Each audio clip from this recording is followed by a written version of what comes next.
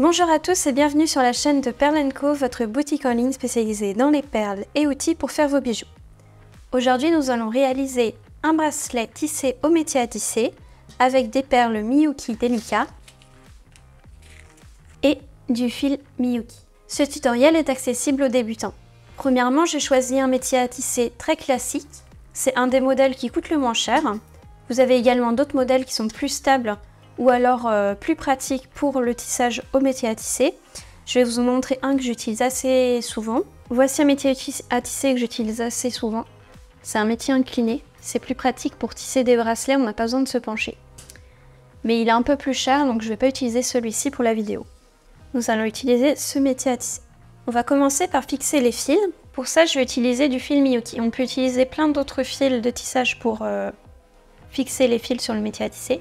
Celui-ci, c'est un des plus classiques et l'avantage, c'est qu'on peut l'utiliser à la fois pour le métier à tisser et à la fois pour le tissage à l'aiguille. Donc pour le tissage peyote et brick stitch. Et j'ai pris du fil rose pour qu'il se voit à la caméra. Il y a plein d'autres couleurs, il y a du blanc, il y a du rouge, il y a plein de couleurs. Donc on commence par attacher notre fil au métier à tisser, on ne le coupe pas. On fait un double nœud.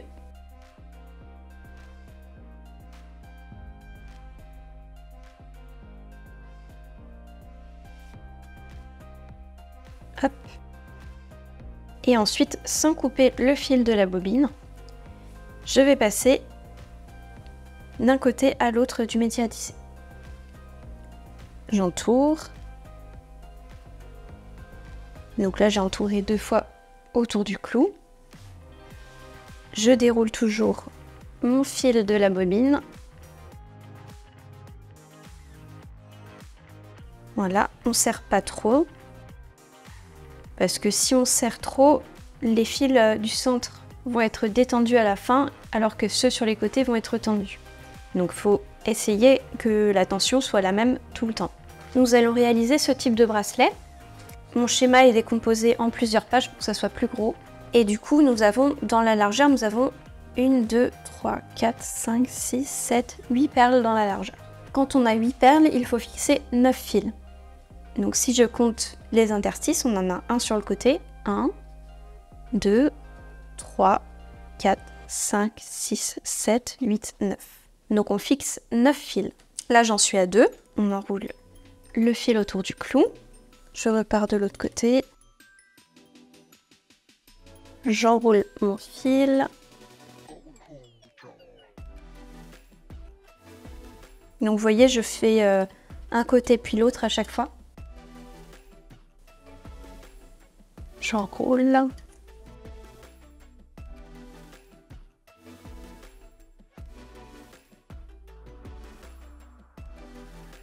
Donc là, je suis à 6. Là, on est à 9.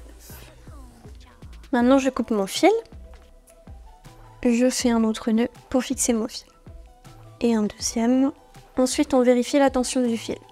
Donc, le fil doit être tendu, mais rebondir. Là, c'est un tout petit peu pas assez tendu.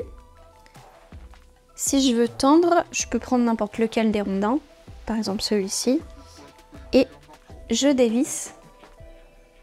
Donc c'est comme ça pour la plupart des métiers à tisser. Je dévisse mon rondin, je le fais tourner.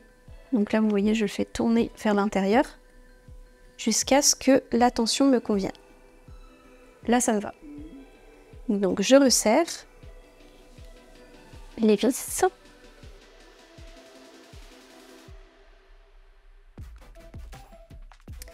Il faut que votre doigt rebondisse quand vous faites ça, comme un trampoline. Maintenant, on va couper le fil qui va nous servir à fixer les perles. J'ai coupé 1,50 m de fil. Il faut savoir que lorsqu'on fait un tissage, que ce soit au métier à tisser ou à l'aiguille, donc peyote ou brick stitch, on ne coupe pas exactement la longueur de fil dont on a besoin. Parce que très souvent, la longueur de fil dont on va avoir besoin est assez énorme et que du coup, le tissage est plus complexe, enfin plus difficile et plus fatigant parce qu'on va tirer le fil sans arrêt, sans arrêt, sans arrêt jusqu'à ce qu'il diminue. Donc généralement ce qu'on fait, c'est qu'on coupe une longueur de fil avec laquelle on est à l'aise et une fois que le fil commence à diminuer et à être trop court, On coince notre fil dans le tissage, on reprend un nouveau fil que l'on coince de nouveau dans le tissage. Donc je vous montrerai tout à l'heure comment on fait pour coincer le fil dans le tissage, c'est très facile. Il suffit juste de le repasser plusieurs fois dans le tissage. Après, il y a des méthodes qui permettent un résultat plus invisible que d'autres, mais il y a plein de méthodes en fait pour le faire. Puis si jamais vous avez peur, vous pouvez faire un nœud aussi, il faut juste pas couper le fil au niveau du nœud parce que de toute façon le nœud va se défaire dans ce cas. Mais pour le tissage de perles à l'aiguille, c'est sûr, on ne fait pas de nœud, on coince le fil dans le tissage toujours. Donc j'ai mon fil, j'ai mon aiguille, j'ai pris une aiguille taille 12. On peut aussi utiliser une aiguille taille 10. Taille 10 c'est un peu plus grand que taille 12. Prenez bien des aiguilles pour tissage de perles et pas des aiguilles de couture parce que les aiguilles de couture sont trop grosses pour passer dans les perles. Donc pour enfiler facilement mon fil sur l'aiguille, je pince mon bout de fil. Vous voyez, on le voit quasiment plus. Et je vais passer le chat de l'aiguille entre le bout de fil, entre mes doigts. Et voilà. On ne va pas doubler le fil de notre tissage. On va le passer en un seul fil. Mais comme on passe 2 fois dans les perles, au final, il y aura 2 fils dans les perles. Je prends mon schéma que je vais lire comme ceci. Voilà, donc là c'est à l'envers les chiffres, mais on va faire notre tissage comme ceci. Donc je vais fixer mon fil ici, pour que ça corresponde au 1. Je vais nouer mon fil sur le fil extérieur.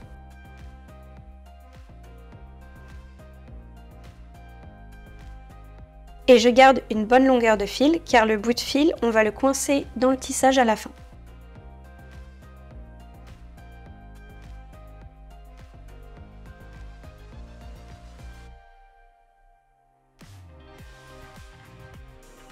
Je fais un deuxième nœud.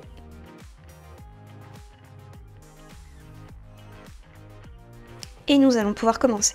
Petite astuce, les métiers à tisser comme ceci ont tendance à bouger et à cogner sur la table. Et au bout d'un moment, c'est un peu énervant de l'entendre clinquer sur la table sans arrêt.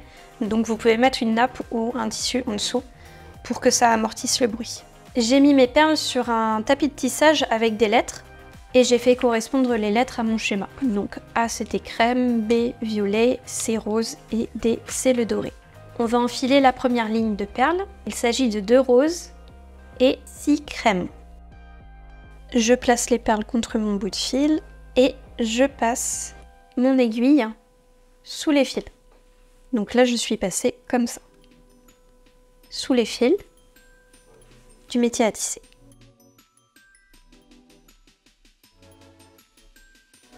Et ensuite, on place les perles entre 2 fils. On n'est pas obligé de le faire en une seule fois, on peut le faire en plusieurs fois. On s'aide de son autre main.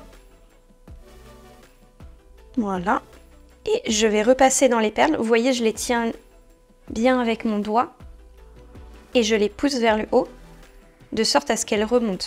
Et je passe mon aiguille dans les perles. Et au-dessus des fils du métier à tisser, c'est très important. Donc je les pousse et je mets mon aiguille en haut du trou des perles. Voilà, ici il faut les replacer. Parce que la rose n'est pas au bon endroit. Voilà. Donc les premiers rangs sont un peu compliqués. Et après c'est un peu plus simple.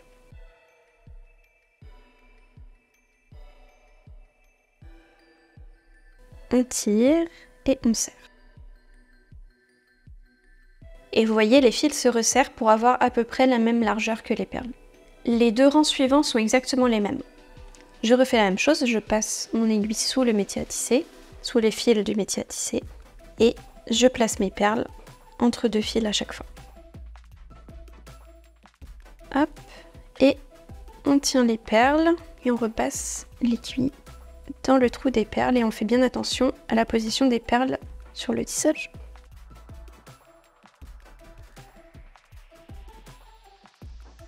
Et on serre. On peut replacer les perles pour bien aligner les rangs.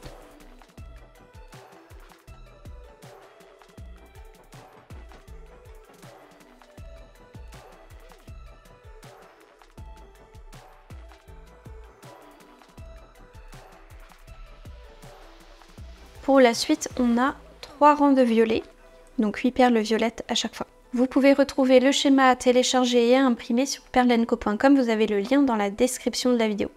Vous avez également le lien vers tous les produits montrés dans cette vidéo dans la description.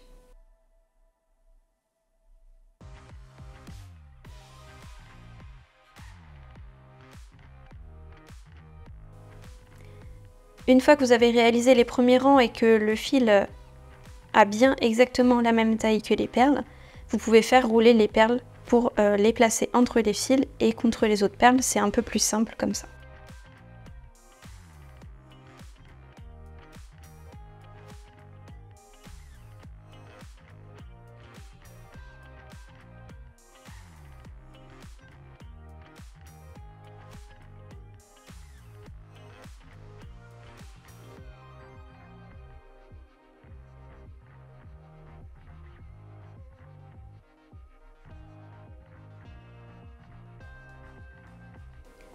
Ensuite, on va avoir 3 fois le même rang, 2 perles roses et 6 perles beige de nouveau. Je vous invite à continuer et je vous retrouve un peu plus loin pour vous montrer comment changer le fil. Je viens d'enfiler mon 50e rang et mon fil fait à peu près 20 cm. Ça commence à être trop court pour récupérer les perles, donc je vais le coincer dans le fil et je vais en reprendre un nouveau. Donc pour ça, on va repasser dans les rangs d'avant. Et je vais sortir non pas sur le bord, mais à l'intérieur du tissage. Vous voyez là, je ne suis pas passée dans la dernière perle. Cela va me permettre de cacher le fil. Et en plus de ça, ça va l'empêcher de sortir avec les frottements sur le bord. Parce que quand on met le fil sur le bord, des fois, au bout d'un moment, il commence à ressortir du bord. Alors que là, il est bien coincé à l'intérieur. Je vais repartir en arrière sur plusieurs rangs. Passez toujours dans la perle juxtaposée parce que sinon le fil se verra. Par exemple, si je passe ici, on verra le fil par-dessus cette perle, donc passez bien juste à côté.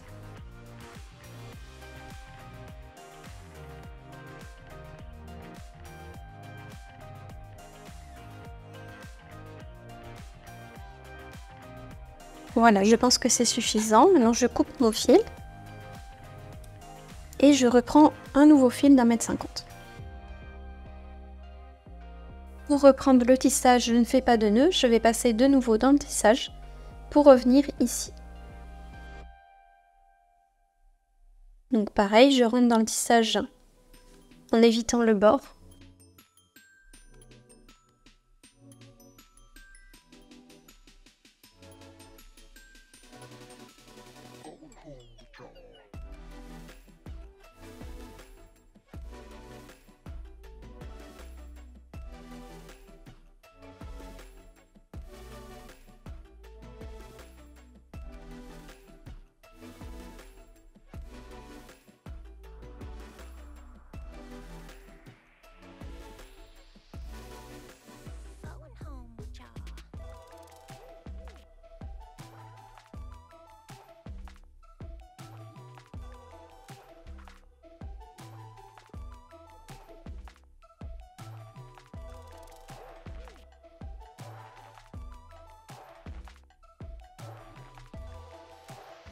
Je coupe le bout de fil et je n'ai plus qu'à reprendre mon tissage. Donc pour l'instant, j'ai fait un tissage de à peu près 8,5 et vous allez continuer votre tissage jusqu'à obtenir une longueur de tissage qui équivaut à la longueur de votre tour de poignet moins 1 cm. Donc ça sera pour un bracelet ajusté à votre poignet. Si vous voulez quelque chose de plus lâche, vous faites un tissage de la taille de votre tour de poignet. Et après, comme on va rajouter les embouts et le fermoir, ça va rajouter encore un peu plus de longueur au bracelet. Je me suis arrêtée au rang 83 et mon tissage fait à peu près 14 cm. Je vais m'arrêter là. Donc je vais solidifier mon tissage au début et à la fin en repassant le fil dans le tissage. Alors dans ce cas-là, on peut peut-être repasser sur les bords de nouveau.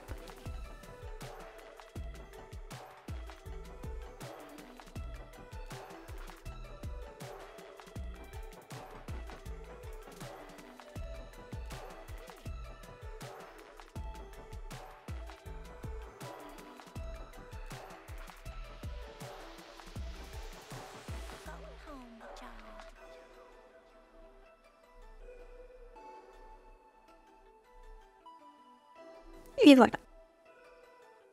Je coupe mon fil.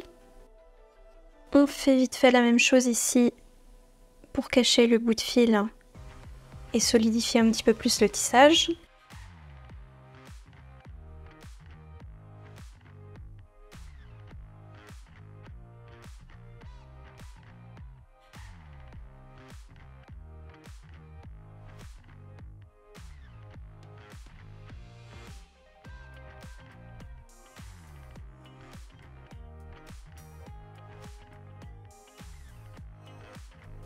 Et on coupe. Il y a deux techniques pour finir ce type de bracelet. La plus résistante, c'est de couper le fil en gardant le maximum de longueur et rentrer tous les fils dans le tissage. Ça peut être ardu si le bracelet est épais et a beaucoup de fils, parce qu'au bout d'un moment, on ne pourra plus passer les fils dans les perles. Donc il faut un peu ajuster le nombre de passages dans les perles. Donc c'est un peu plus complexe. C'est quand même la technique la plus résistante. Et sinon, l'autre technique la plus facile, c'est de couper pareil le fil en gardant un maximum de longueur et de nouer tous les fils 2 par 2 avec des doubles nœuds, puis de mettre de la colle et on va venir glisser l'embout sur les nœuds et le dernier rang de perles. Donc ça, c'est la technique la plus facile, c'est ce qu'on va faire aujourd'hui. En plus de ça, on a repassé le fil dans les deux bouts du tissage, donc le tissage est un peu plus solidifié. Donc ici, comme il n'y a pas beaucoup de longueur, je vais couper au maximum le plus loin possible. Et là, ça va, j'ai pas mal de longueur de l'autre côté. Donc on va nouer les fils 2 par 2. Alors surtout, vous ne forcez pas trop, parce que sinon ça va recroqueviller les perles. En fait, vous allez tirer sur les fils du métier à tisser et ça va tout recroqueviller. Donc faut serrer, mais sans forcer. Donc le premier nœud, on le fait juste simplement, on ne force pas. On le place juste contre les perles. On fait un deuxième nœud. On peut faire un troisième nœud aussi. Voilà, celui-là on le serre un peu plus. Mais toujours on fait attention à ce que le rang de perles ne soit pas décalé et ne se recroqueville pas aux autres perles. Et je vais faire un troisième nœud pour être sûr.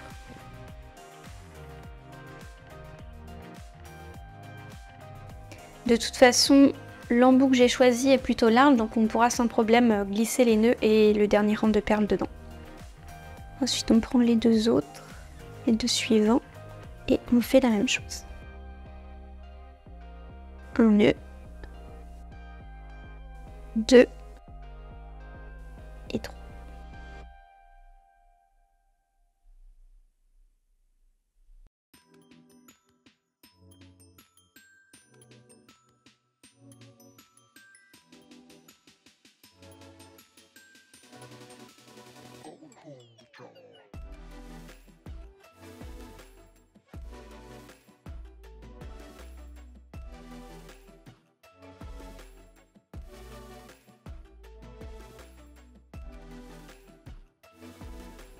Comme on a un nombre de fils impair, on va nouer les deux derniers fils ensemble.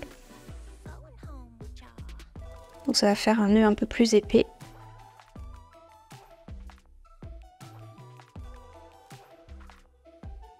Voilà. On ouvre un peu plus l'embout de tissage parce que là ça va être difficile de passer.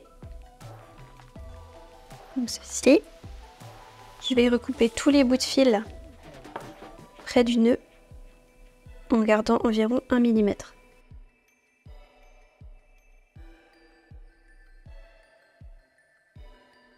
Et avant que tout se défasse, on met de la colle. Faites attention parce que cette colle-là, elle a tendance à couler très vite. Et on va glisser notre embout sur les nœuds et le dernier rang de perles comme je vous ai dit.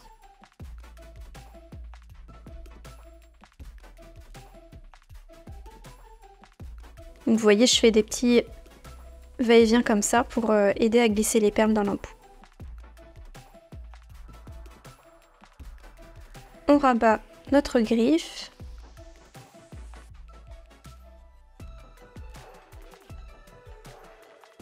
Et ensuite, pour bien rabattre la griffe, généralement je prends un petit bout de tissu que je replie plusieurs fois et je fais comme ceci. Et voilà. Maintenant faites exactement la même chose de l'autre côté.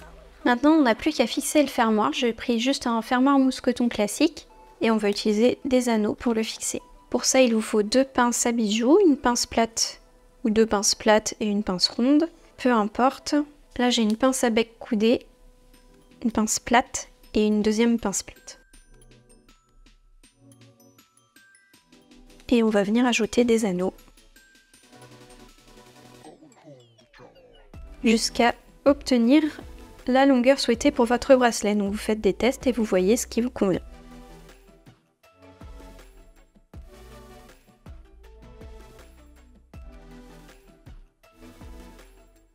Donc comme vous voyez, pour ouvrir les anneaux, on fait pivoter les 2 bouts de l'anneau.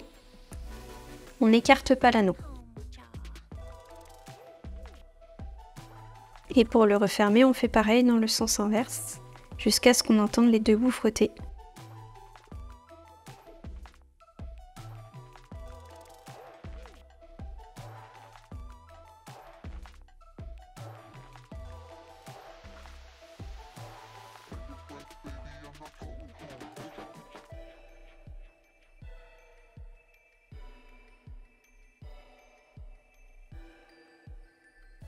Et je vais rajouter une petite breloque histoire d'ajouter un peu de détail. Comme c'est bientôt l'été, j'ai mis ce petit coquillage.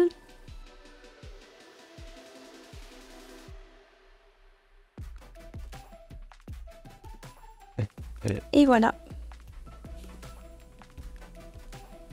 Donc vous voyez, ça n'a rien de compliqué. J'espère que cette vidéo vous aura plu et vous aura inspiré. Si c'est le cas, mettez-nous un petit pouce en l'air et un petit commentaire. Pensez à vous abonner et à la prochaine.